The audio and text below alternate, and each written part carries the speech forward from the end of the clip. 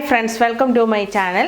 ഇന്ന് നമ്മൾ ഉണ്ടാക്കാൻ പോകുന്നത് എല്ലാവർക്കും ഇഷ്ടപ്പെടുന്ന വളരെ ടേസ്റ്റി ആയിട്ടുള്ള പൈനാപ്പിൾ പച്ചടിയാണ്. അപ്പോൾ നമ്മുടെ വീഡിയോയിലോട്ട് പോകുന്നതിന് മുമ്പ് എൻ്റെ ഈ ചാനൽ ആദ്യമായിട്ടാണ് കാണുന്നതെങ്കിൽ എല്ലാവരും ഒന്ന് സബ്സ്ക്രൈബ് ചെയ്യണം, ഷെയർ ചെയ്യണം, തൊട്ടടുത്തുള്ള ബെല്ലിൽ ക്ലിക്ക് ചെയ്യണം. അപ്പോൾ നമുക്ക് നേരെ വീഡിയോയിലോട്ട് പോകാം. അതിനായിട്ട് ഞാനിവിടെ എടുത്തിരിക്കുന്നത് ഒരു പൈനാപ്പിൾ ചെത്തി ചെറിയ കഷ്ണങ്ങളാക്കി കട്ട് ചെയ്തെടുത്തിട്ടുണ്ട്. ഇനി ഇത് നമുക്ക് വേവിക്കുന്നതിന് വേണ്ടി ഒരു ചട്ടിയിലോട്ട് ഇട്ട് കൊടുക്കാം.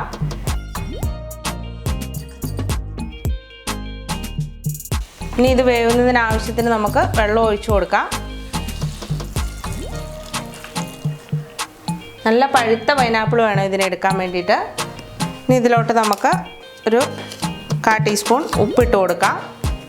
നമ്മൾ വേവിക്കുമ്പം തന്നെ ഉപ്പിട്ട് കൊടുക്കുകയാണെങ്കിൽ പൈനാപ്പിളിലൊക്കെ ആ ഉപ്പ് പിടിച്ചോളും. അതിനാണ് നമ്മളിപ്പോൾ തന്നെ ഉപ്പിട്ട് കൊടുക്കുന്നത്. ഇനി നമുക്കിതിലോട്ട് ഒരു 3 പച്ചമുളക് കീറിയത് ഇട്ട് കൊടുക്കാം. പിന്നെ ഒരതിൽ കറിവേപ്പില ഇട്ട് കൊടുക്കാം.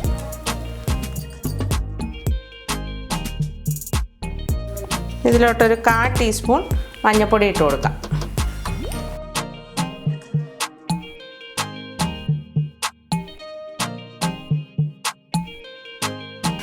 നന്നായിട്ട് പഴുത്ത പൈനാപ്പിൾ ആയ കാരണം അധികം സമയമൊന്നും വേണ്ട ഇത് വെന്ത് കിട്ടുന്നതിന് വേണ്ടിയിട്ട്.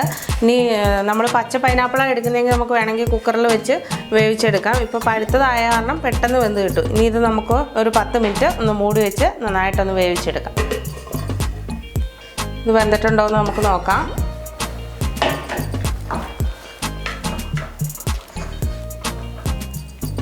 പൈനാപ്പിൾ വെന്തിട്ടുണ്ട്. ഇനി നമുക്ക് ഫ്ലെയിം ഓഫ് ചെയ്യാം. എന്നിട്ട് ഇതിൻ്റെ അരപ്പ് റെഡിയാക്കാം. അരപ്പിന് വേണ്ടിയിട്ട് ഞാനിവിടെ ഒരു അരമുറി തേങ്ങ ചിരകി എടുത്തിട്ടുണ്ട്. ഇനി അതിലോട്ട് നമുക്ക് ഒരു 1/4 ടീസ്പൂൺ കടുക് ഇട്ട് കൊടുക്കാം.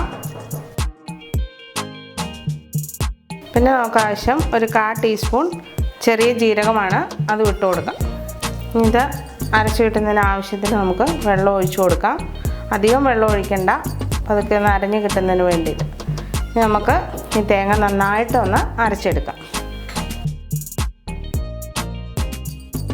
തേങ്ങ നന്നായിട്ട് അരച്ചെടുത്തിട്ടുണ്ട്. ഇനി നമുക്ക് ഈ അരപ്പ് ഇതിലോട്ട് ചേർത്ത് കൊടുക്കാം.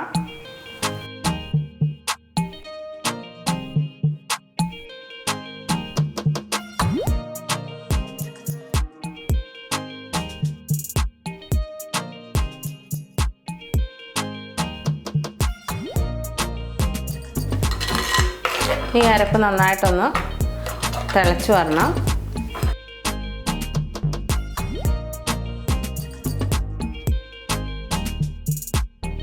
നന്നായിട്ടൊന്ന് തിളപ്പിച്ചെടുക്കും.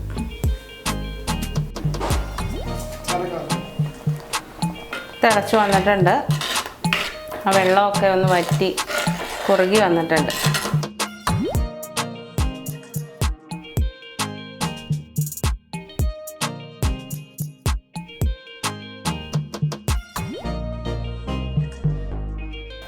അരപ്പ് നന്നായിട്ട് തിളച്ചതിന് ശേഷം ഇതിലോട്ട് നമുക്ക് നല്ല കട്ട തൈര് ഒഴിച്ചു കൊടുക്കാം.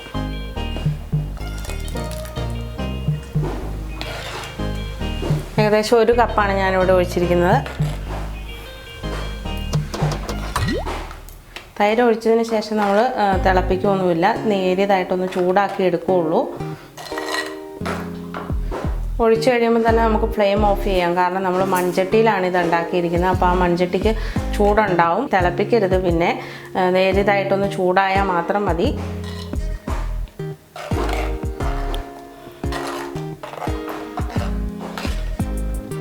അപ്പോൾ ഇതായിട്ടുണ്ട്. ഇനി നമുക്ക് ഫ്ലെയിം ഓഫ് ചെയ്യാം.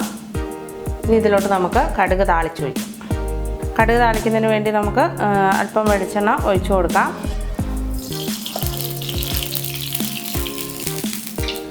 എണ്ണ ചൂടായി കഴിയുമ്പോൾ നമുക്കതിലോട്ട് ഒരു കുറച്ച് കടുക് ഇട്ട് കൊടുക്കാം.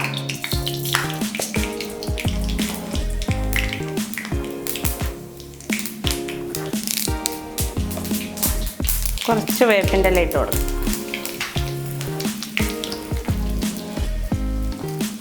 ഇനി ഇതിലോട്ട് നമുക്ക് ഒരു 3 വറ്റൽമുളക് മുറിച്ച് ഇട്ട് കൊടുക്കാം.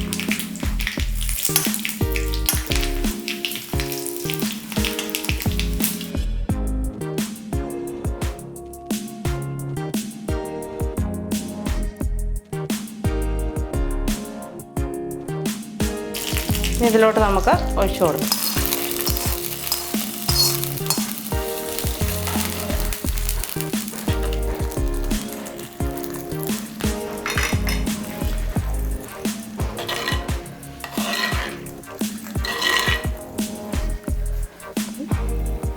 പൈനാപ്പിൾ കിച്ചടി ഇവിടെ റെഡി ആയിട്ടുണ്ട്. വളരെ ടേസ്റ്റിയാണ് ഇത് കഴിക്കാൻ. നമുക്കറിയത്തില്ലേ, സദ്യക്കൊക്കെ ഇത് കിട്ടുമ്പോൾ എല്ലാവർക്കും ഇഷ്ടമാണ് ഇത് കഴിക്കാൻ വേണ്ടിയിട്ട്. ഇതിൻ്റെ ആ മധുരിപ്പും പൈനാപ്പിളിൻ്റെ മധുരവും തൈരൊക്കെ ചേർക്കുമ്പോൾ ആ പുളിപ്പൊക്കെ ആകുമ്പോൾ ഇതിന് നല്ല ടേസ്റ്റാണ് കഴിക്കാൻ വേണ്ടിയിട്ട്. അപ്പം നിങ്ങളെല്ലാവരും ഓണത്തിന് ഇത് വീട്ടിൽ ട്രൈ ചെയ്ത് നോക്കണം. അപ്പോൾ എൻ്റെ ഈ വീഡിയോ ഇഷ്ടമായെങ്കിൽ എല്ലാവരും ഒന്ന് ലൈക്ക് ചെയ്യണം, സബ്സ്ക്രൈബ് ചെയ്യണം, ഷെയർ ചെയ്യണം. അപ്പോൾ നമുക്കിനി അടുത്ത വീഡിയോയിൽ കാണാം. നിങ്ങൾക്ക് എല്ലാവർക്കും ഈ വീഡിയോ ഇഷ്ടമായെങ്കിൽ ലൈക്ക് ചെയ്യുക, സബ്സ്ക്രൈബ് ചെയ്യുക, തൊട്ടടുത്ത ബെല്ലൈക്കൺ ക്ലിക്ക് ചെയ്യുക. ഒരു കാര്യം മറക്കല്ല, എല്ലാവരും ഷെയർ ചെയ്യണം. Okay, thank you.